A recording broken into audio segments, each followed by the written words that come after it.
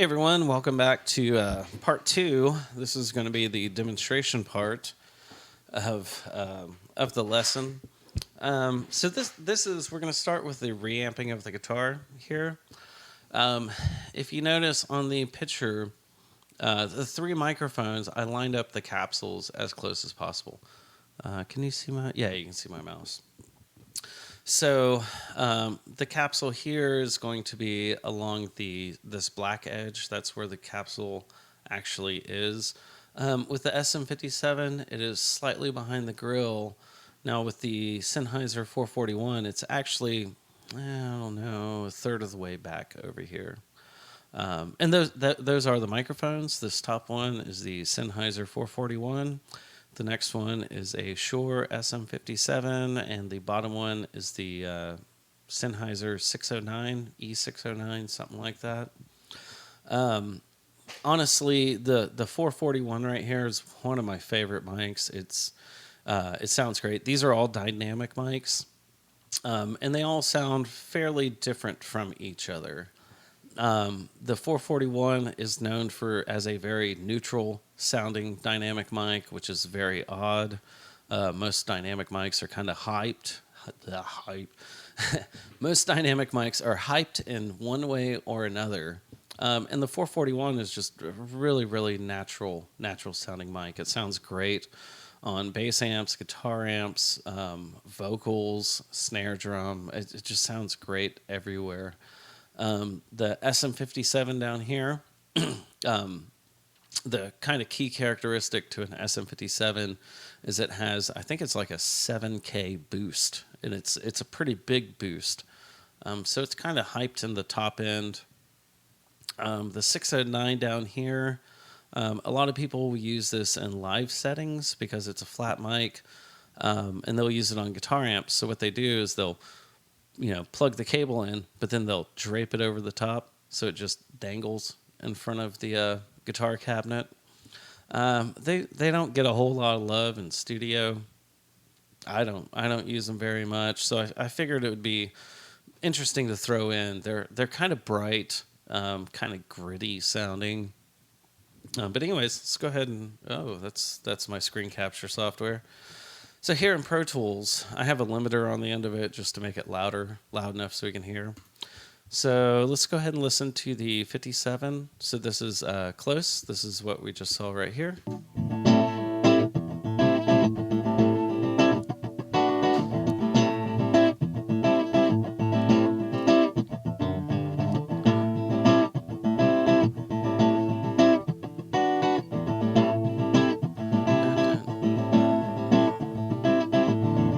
So that's the SM57 by itself, the 609 by itself.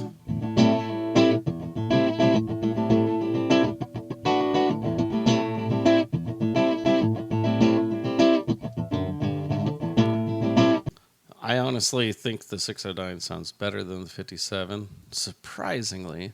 So this is the 441. This is going to be the silver mic on top right here.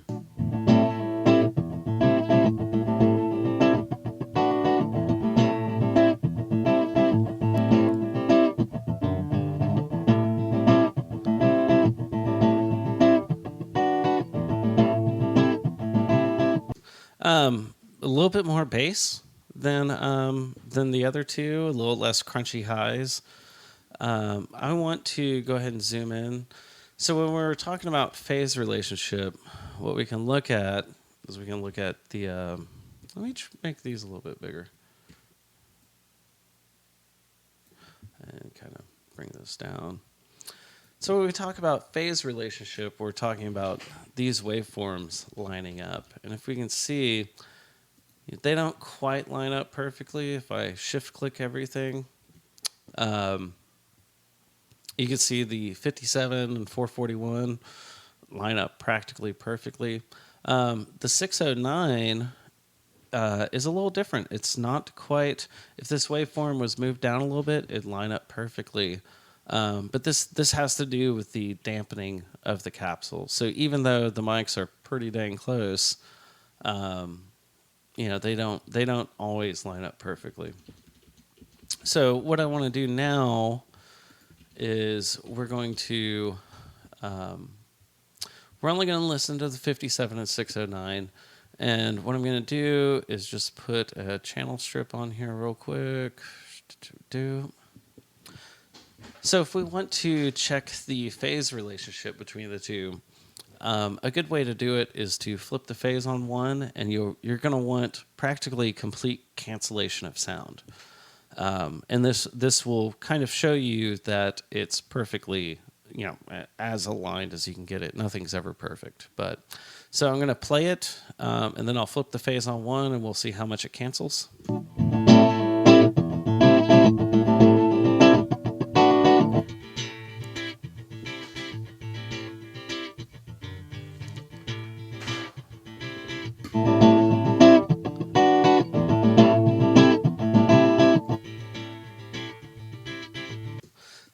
So it almost completely cancels out, which is what you want, which shows you that the waveforms are practically, perfectly aligned.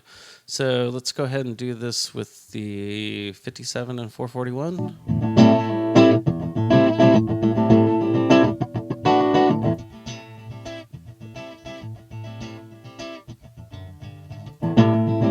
So, about practically the same there too. They cancel out pretty well. So I'm going to flip the phase on this one and drag it down here. So now this is going to be all three mics with the phase flipped on two.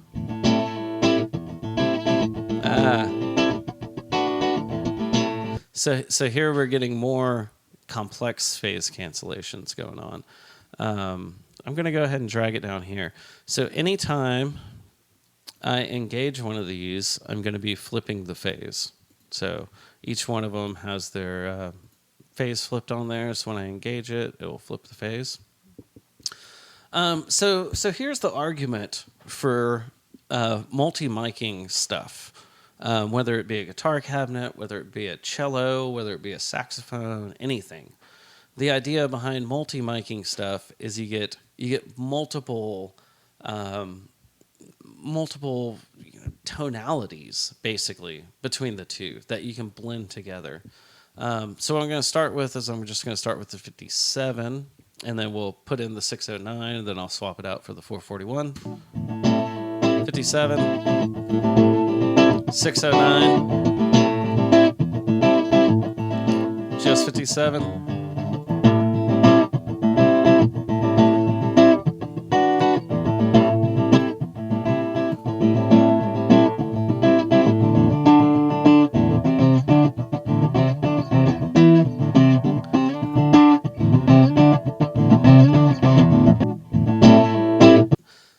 So you can hear the different microphones keep adding and subtracting stuff to it. Especially the 441 totally brings the bass.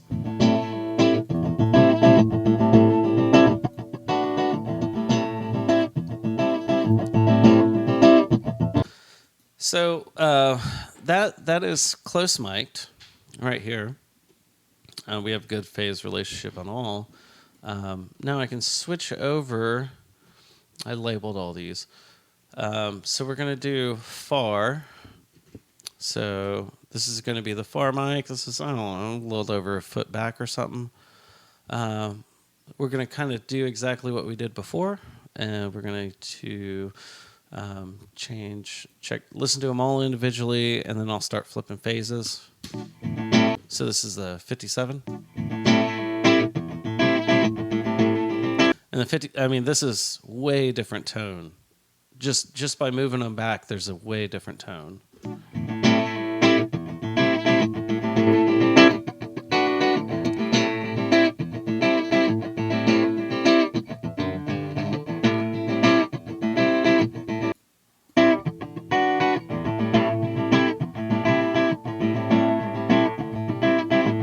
All right, so that's kind of each one.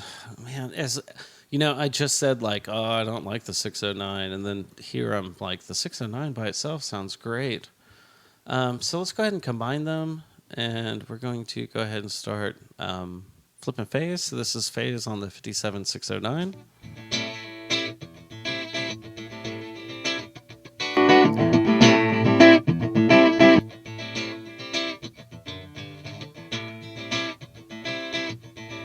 All right, that's a pretty big deal. Now let's check the phase on the 441. 441 and 57, sorry. It's a huge difference. Huge difference. All right, now 609 and 441.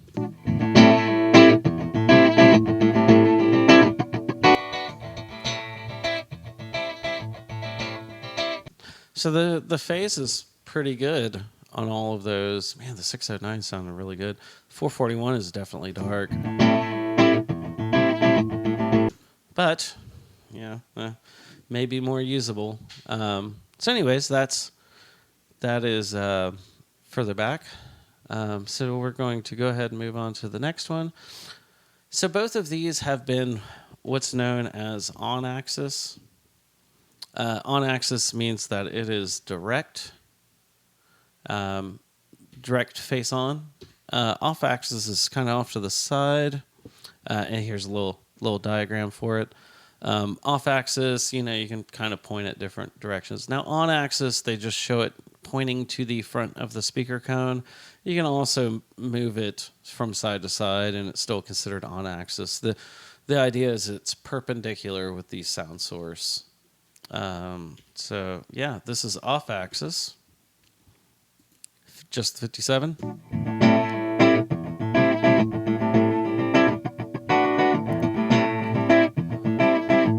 Just the 609. Man, and that is a big difference with the 609. It's really starting to dull. It doesn't sound nearly as bright.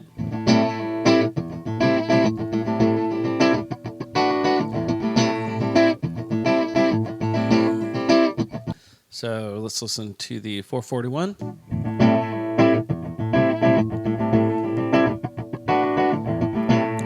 Man, and the 441 really, really got dull. That is the characteristic of miking, specifically guitar and bass amps off axis, is it kind of dulls out the sound. The further away you move from the speaker cone, the less bright it is, and the more you get towards the inside, the brighter it is. And then on axis is kind of the brightest that you can get out of a guitar amp, which is pretty interesting.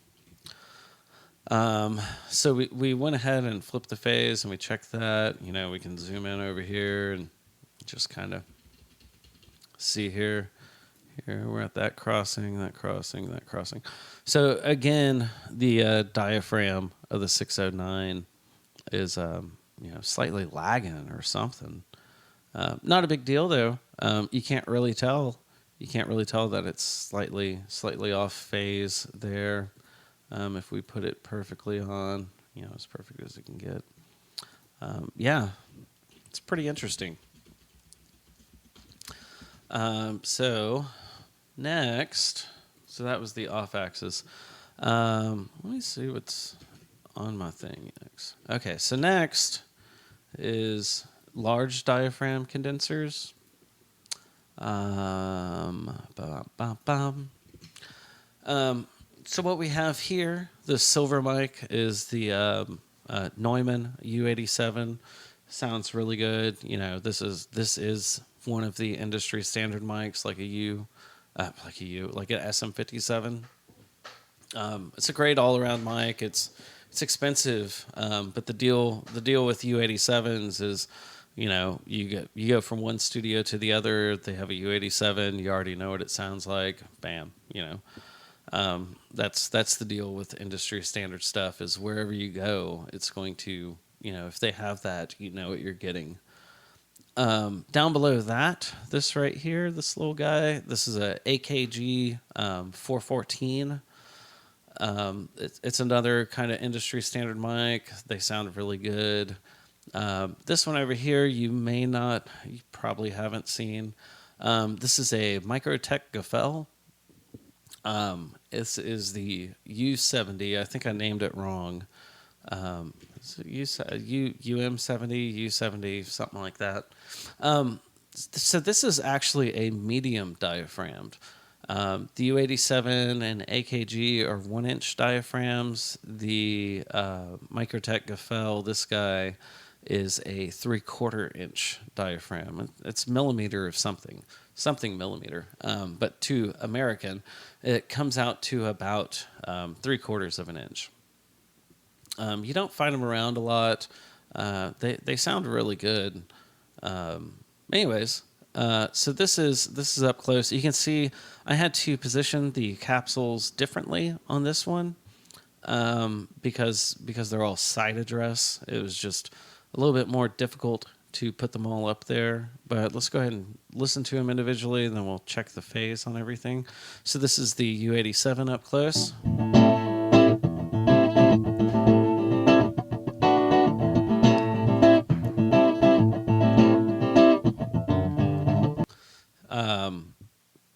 Let's go ahead and listen to the UM7. So this is the Gefell right here.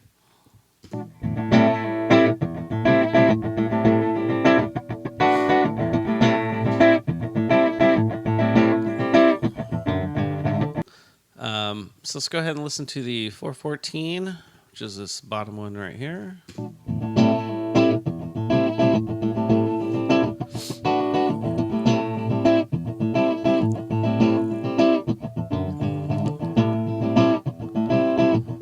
And if you want to be like kind of picky, we can go ahead and listen to my how good the phase relationship is.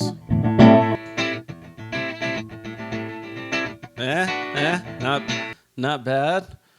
Let's go ahead and listen to it with the 414.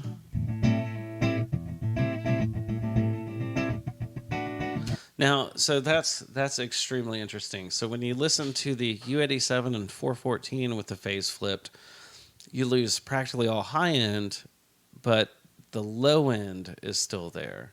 But when you do it with the U87 and the UM7, you don't lose the high end as much. So this is 414 U87 out of phase.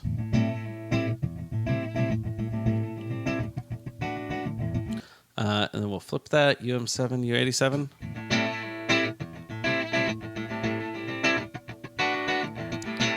Which is kind of crazy. It's interesting. It's really interesting. Let's zoom in and look.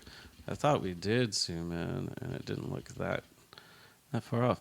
Anyways, so here's the peak here. Here's the peak here. Here's the peak here. So you can see with the UM7, there is a little bit of a phase difference. And then the 414, there's a difference in the diaphragm because it's not at the zero crossing right there. That's real interesting. Yeah, so my UM7 placement wasn't perfect. Oh, well. So let's go ahead and start listening to combinations because really that's what this is all about is the combination of the different mics. So I'm going to take this off, U87, UM7.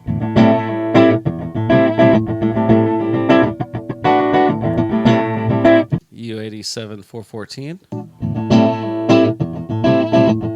Wow. That is way clearer than the UM7. Let's go ahead and do, what's the next combination? Oh, these two. These are the last combination.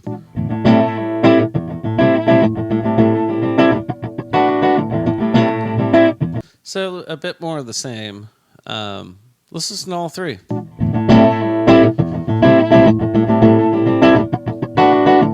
Okay. Yeah, it's all right.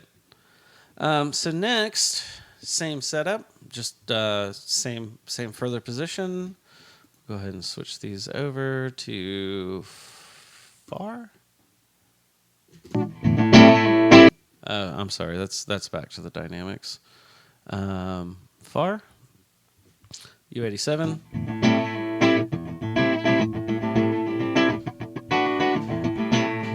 Sounds way more natural. You're not getting like the big spikiness as up close. Let's go ahead and listen to the Gefell UM7.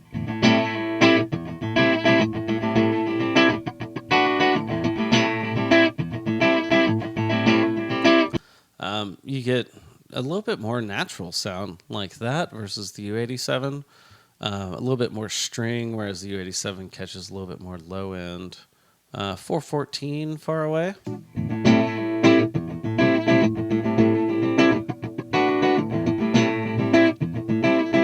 That sounds pretty cool. I like that. Let's just go ahead and zoom in. So whenever I did slide the microphones, it does make a, I did have to move everything. So my alignment's going to be slightly off again, I'm sure.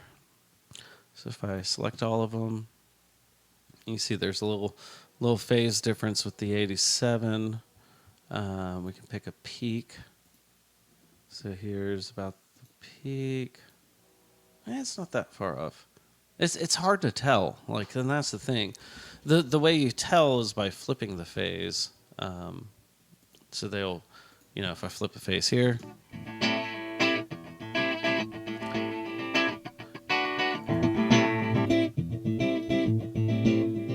it's almost the same thing. Where it's dark with the U87, UM7, and kind of brighter with the 414 and the U87. Interesting. Let's go ahead and keep moving on here. Before we go to small diaphragms, I actually did do one in Omni mode. So before it was in cardioid. All these have been in cardioid. They just pick up what's in front. So this is going to be an Omni far back, so it's going to pick up more room sound. It should sound more natural just overall. U87 and Omni.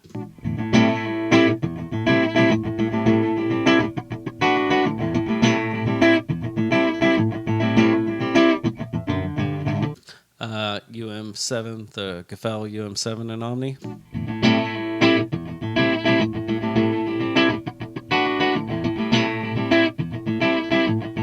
I mean, the UM7 sounds way smoother than the 87 in that case. Let's listen to the 414.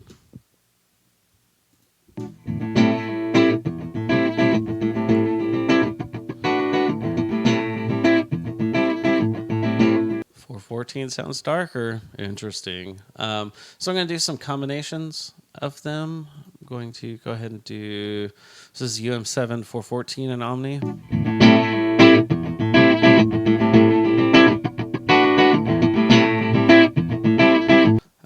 414 and 87 in Omni.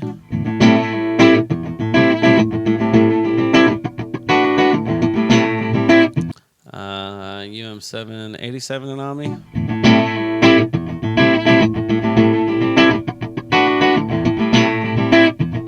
Cool. We'll come back to all of this. Next, we're going to do small diaphragms. Let me go ahead and switch this over here. So what I have here is this darker mic. This is the Neumann KM184. It's a great sounding mic, just great overall sounding mic.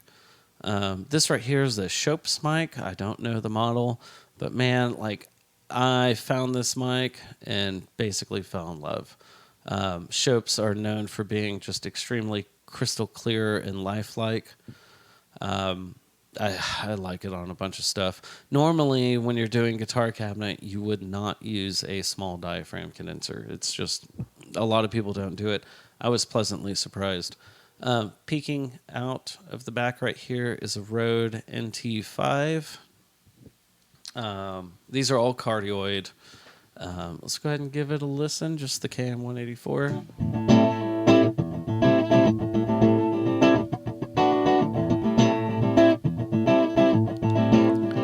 Sounds pretty cool. Schoeps.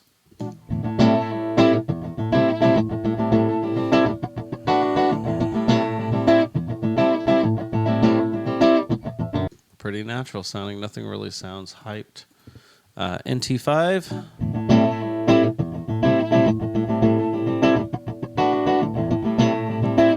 Sounds kind of dark. So let's go ahead and zoom in here. There's a huge spike, which will make it easy to eyeball phase. Man, look at that. That's pretty good. So let's listen to how good I got the phase. Haha, that's not bad. It's not bad. Let's do NT5. Interesting.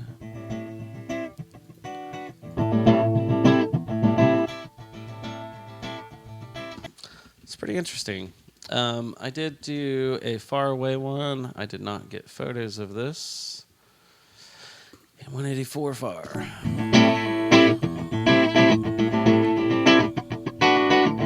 All these sound way better farther apart. This is all three playing right now. I'll cycle through them. KM 184, kind of, it's okay.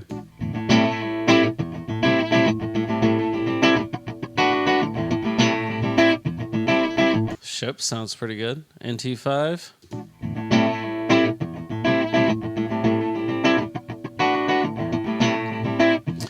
Yeah, the NT5 is kind of dark. Let's go ahead and listen to combinations. 184 and Shopes.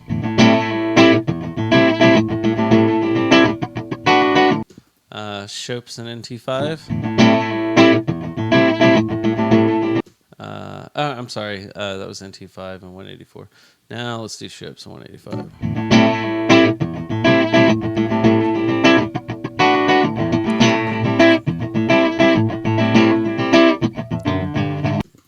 Okay, so we've gone through all the different mic positions, right? And the different microphones that I've used. Now, this is where it's going to be really interesting with phase relationships is what if I take, let's do 57 close. Well, we'll keep the Shopes far. And let's do 441 far. Now, what we're doing here is we're combining different mic placements, and the capsules are not aligned. You know, these are completely different takes. I didn't mark on the floor any of this stuff. So we're going to start getting now interesting combinations of microphones. So let's go ahead and do, this is going to be the SM57 close and the Shopes far.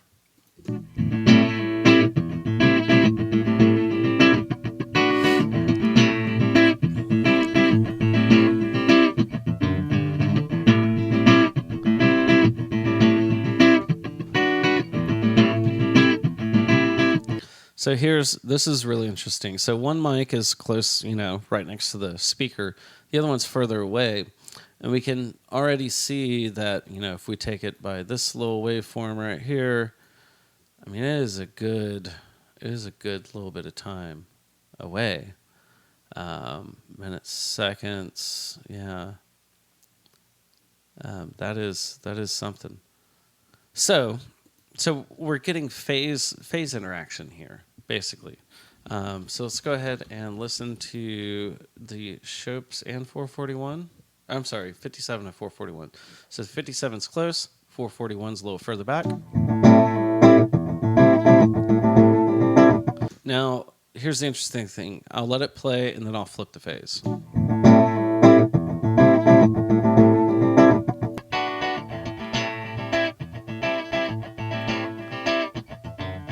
It still cancels. It doesn't cancel nearly as much as the other one.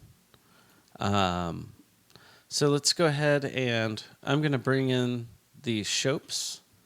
So the Shopes and the 441 are far. These are all of these are different takes. So none of the capsules are perfectly aligned on any of these. So I'm going to take the Shopes and bring it in with the 441 that's out of phase. Anytime this is turned on, channel strip's turned on, it's out of phase.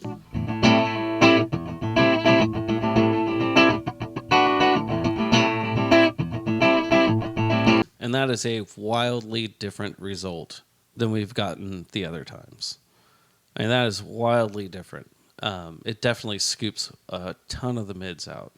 So what I'm going to do now is I'm going to play it, and I'm going to flip these on and off to listen, just kind of listen and see what sounds cool. Okay, I'm just going to stop it right there because that's my favorite so far.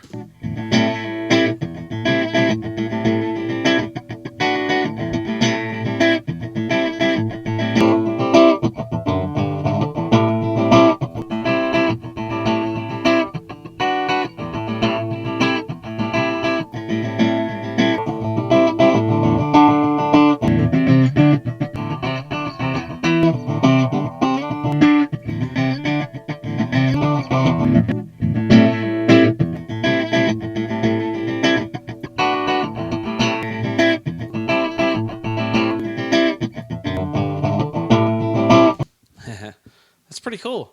It's pretty cool. That's so there's just a ton of tones right there off the bat, using 3 different mics from 3 different takes. Nothing's aligned. And it's just tonal differences. So let's get rid of the 57. Let's go.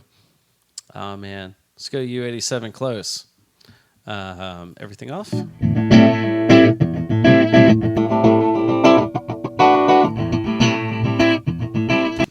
Maybe that one's my favorite one.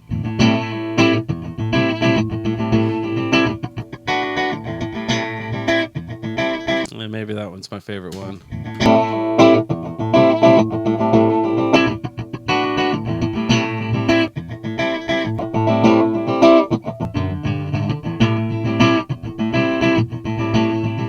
That sounds cool.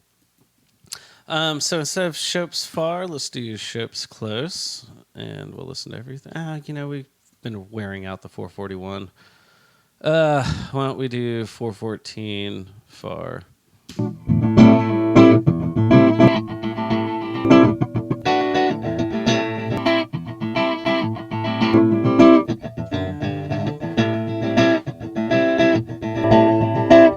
I'm not a fan of any of that. I don't know, U87 Omni, why not?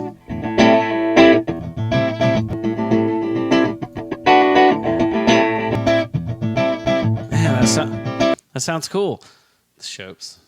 Okay. Let's get off the Shopes bandwagon. So now the 609 and the 441 are from this one. So they are aligned. And the U87 is also far, but it's an Omni. It's a different take. It's not aligned. So we know that these two have the correct phase. So let's mess with this.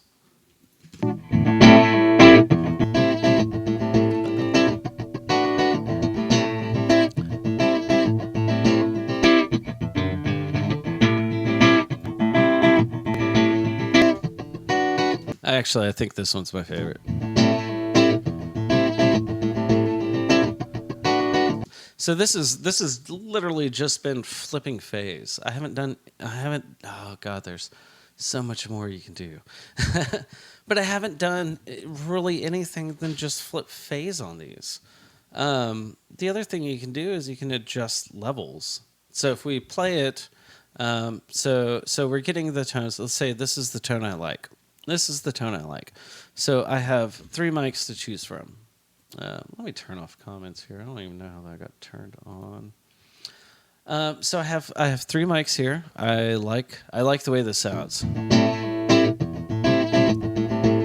And this is the power of multi-miking things. This is why you put multiple mics on things and deal with the phase issues and stuff like that.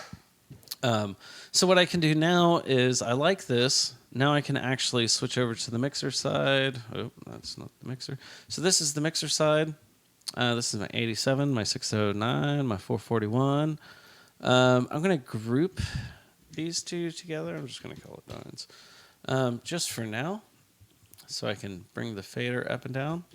So now what I'm going to do is I'm going to blend them together. So now I can work this inherently complex phase relationship with different volumes on the different microphones to make it interact in different ways.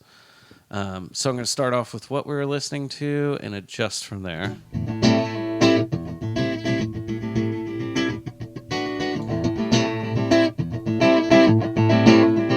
Man, so it's a huge difference just moving the fader a little bit. I'm going to unlink them and try some stuff.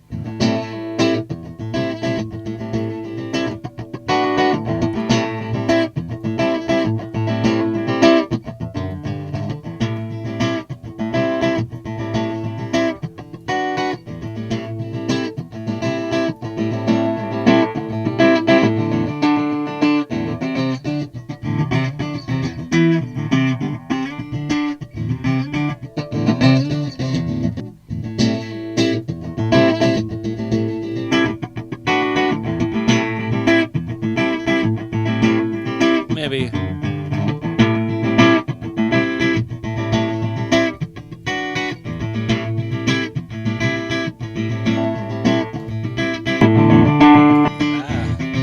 Sorry for Sorry for blowing y'all's eardrums right there. But man, this is just flipping phase and adjusting levels in mics that are in a different spot on the same guitar. You can't do this with just EQ. Like it's really fascinating. It's kind of fascinating for me because I've never done something like this before, where I've done different mics in different positions and yada yada yada yada. So let's go ahead and let's see how much I can undo. Haha, back to where I was. Was I? Am I? No, I wasn't. Yeah, because they were all 6.5. So, God, that sounds cool. So I'm going to bypass this. So we had far Omni. And let's do KM 184 close. And so these two are in phase. Let's try the large diaphragms for 414 Omni. So now we have two large diaphragms for far away. These are in phase with each other. We've already checked that. And we have the small diaphragm up here. And we can adjust as we go. I'm going to be flipping things in and out of phase. We'll probably start adjusting levels. So.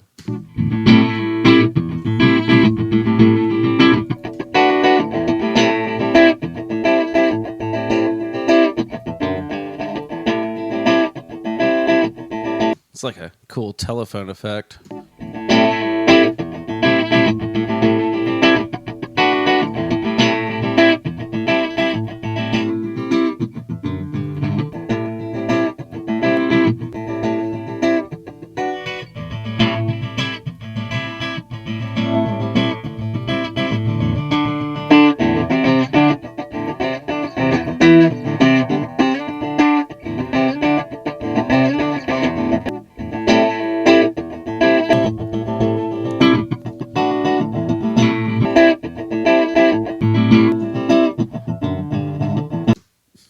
So a bunch more tonal options.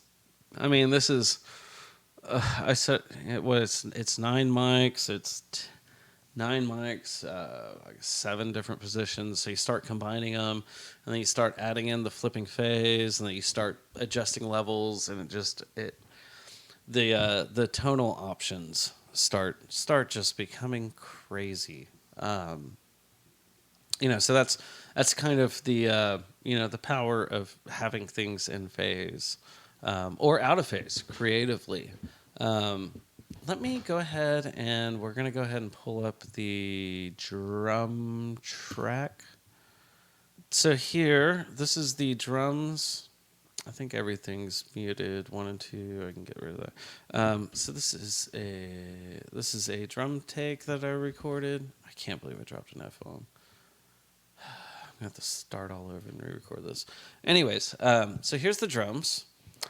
This was a fairly big kit. 5 toms.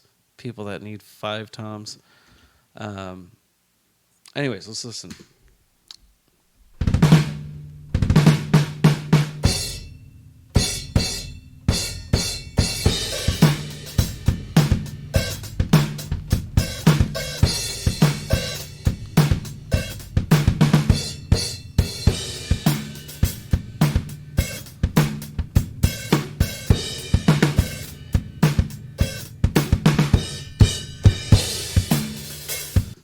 So let's go ahead and just listen to the overheads. Remember, this is the overall picture of the drum kit.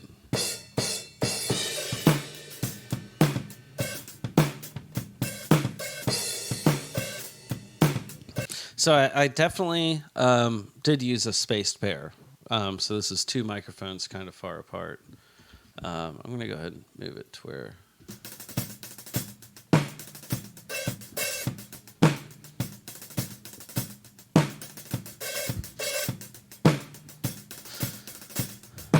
So you get a pretty good overall, picture of the subject. The hi-hat is pushed way to the left because that's where the hi-hat is in the sound field.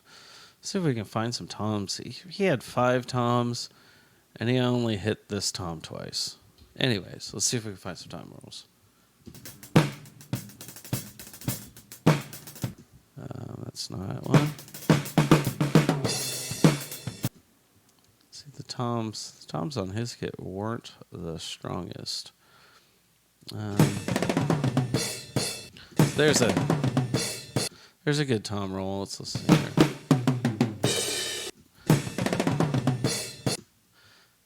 So that's, the overheads. That's what we're working with. That's that's our main photo of basically the whole drum kit. I'm gonna start over here.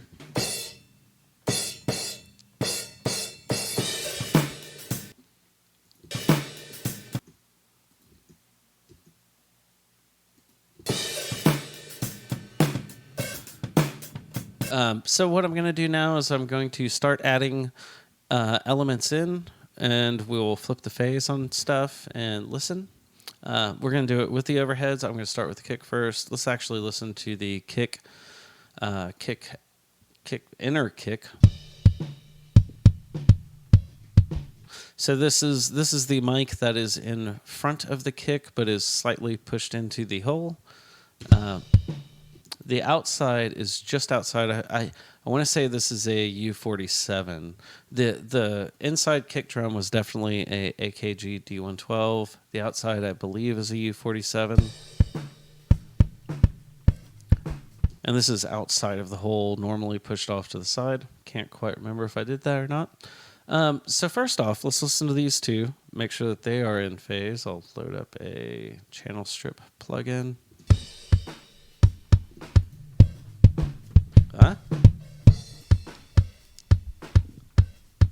It's definitely tighter on one versus the other. And when it's out of phase, it's way more boomy.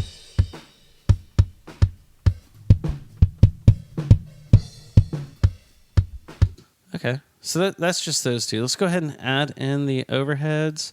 We're going to mute this. I'm going to do the same thing where if it's bypassed, it is in phase, and if it's not bypassed, it's out of phase.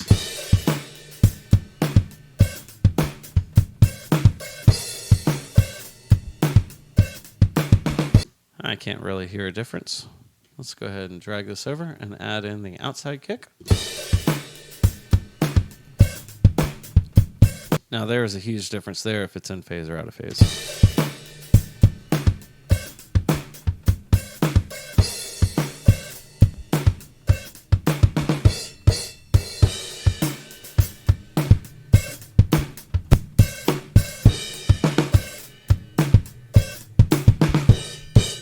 See, and this is where it gets really interesting, because the inside kick sounds better out of phase with the outside kick and overheads than it does with just the outside kick. So this phase is pretty interesting. Let's go ahead. I'm going to mute all of these so I don't have to mess with this. So let's listen to the snare top. I'm not sure what I used. It was either SM57 or Beyerdynamic 201. It's probably the Beyerdynamic. Now that I listen to it, it doesn't have that big bite.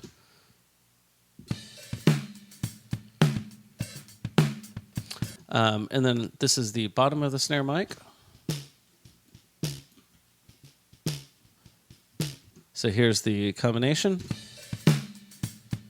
And I'm pretty sure I already flipped the phase before, but I'll do that here.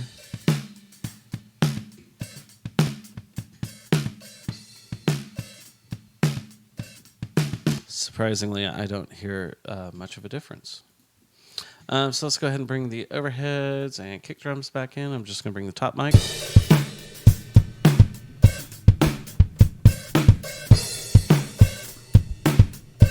Can't really hear much of a difference there. So bottom mic.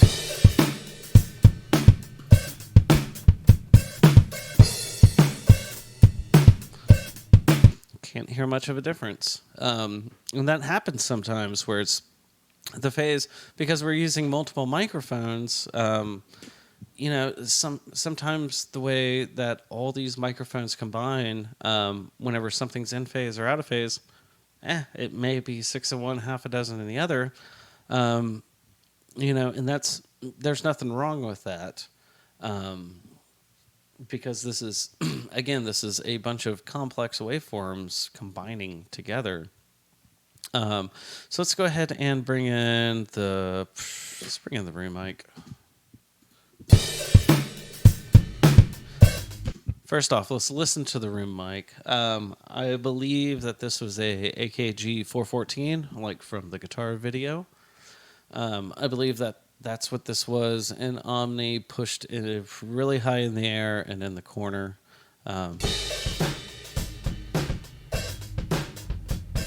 Sounds super trashy, which is what I want in a room mic because my overheads sound clear. Oh, one thing, we didn't flip the phase on the overheads between left and right. So let's go ahead. I went ahead and put one on here. I put it in multi-mono, which means if I hit this unlink button right here, I can select left or right channel. I could EQ and do phase differences, flip the phase separately from one another. So let's just go ahead and hear what this sounds like.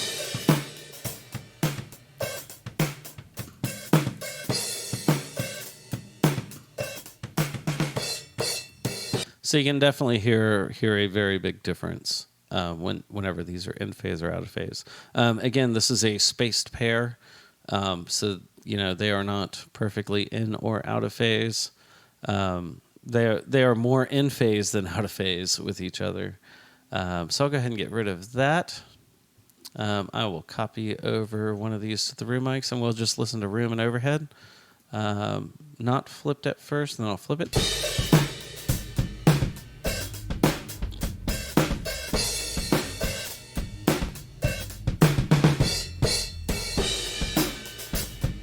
Man, the body of the snare totally changes when it's flipped in and out of phase. It's a huge difference.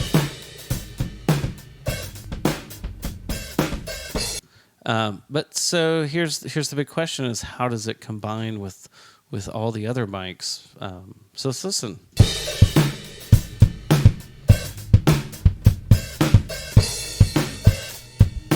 There's a huge difference with the kick drum right off the bat.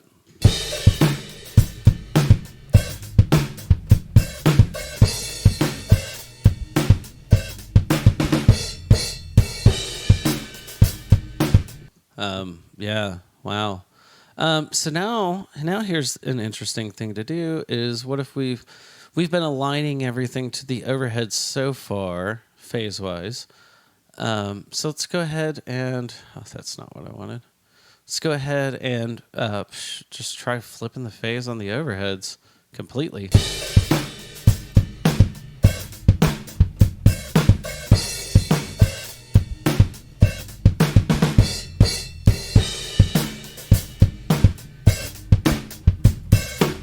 Huge difference there too. There's so much more body in the kit now. Man. See, and we had been aligning everything to that, and then you flip the phase on that, and it's like everything sounds better. Let's try that again. And now I'm going to do the room. I'm just going to flip that back.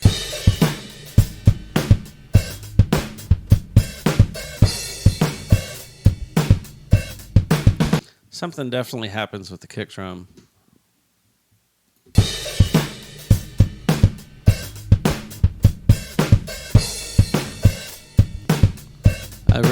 I like it better out of phase. I mean, shoot, let's try doing the kick drum again.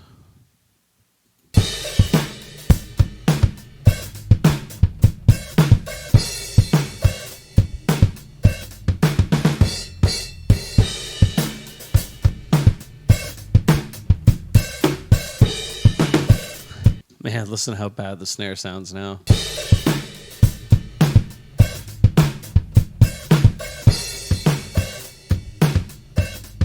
The interaction of the kick mic and snare mic is really interesting.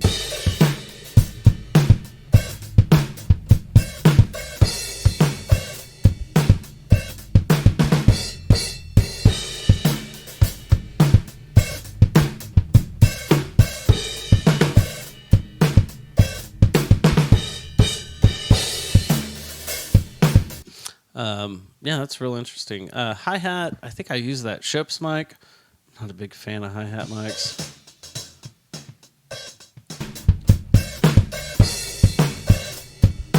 Same thing, I'll flip the phase.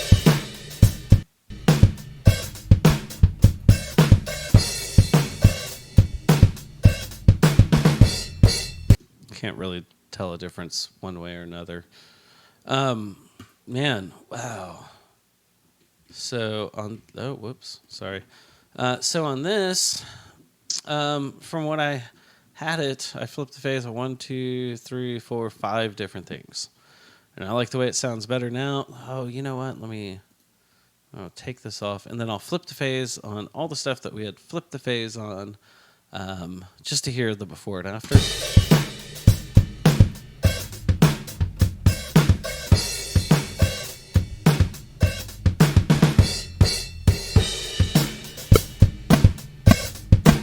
Somehow I turned the click on. I'm sorry, guys. We'll do this again.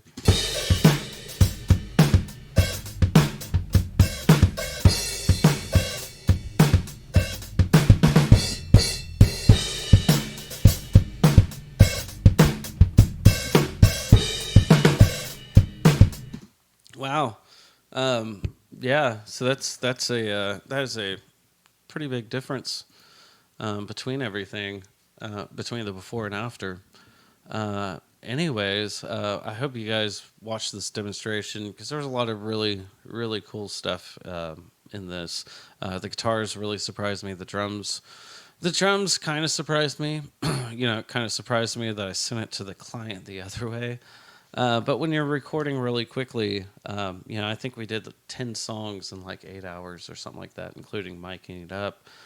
Sometimes you don't always have time to check the phase while you're tracking. So doing it afterwards, it's always a good thing to do. Again, this is just with multi-miking single instruments. If somebody gave me a hip hop beat and was like, mix this, I'm not going to sit there and check the phase on all of them because it's not a single instrument. The mics aren't in the same room together, so therefore phase is normally not a big deal. Sometimes it can be, but yeah, really, really interesting video. Kind of surprised myself on this one. Anyways, guys, reach out to me if you guys have any questions. Yeah. Anyways, thanks for watching.